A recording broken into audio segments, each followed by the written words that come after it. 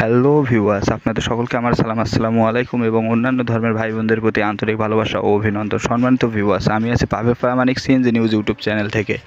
তো বন্ধুরা, আপনারা যে স্ক্রিনে গাড়িটি দেখতে পাচ্ছেন, তো এই গাড়িটি বিক্রি করা হবে।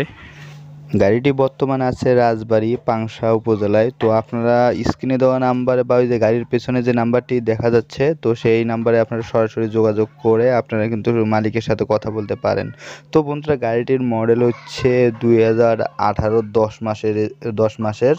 তো আপনারা চাইলে কিন্তু যারা ফুল ফ্রেশ কন্ডিশনের একটি গাড়ি কিনতে চাচ্ছেন, তো তারা কিন্তু এই গাড়িটি দেখতে পারেন। তো গাড়িটি কিন্তু টিভিএস গাড়ি।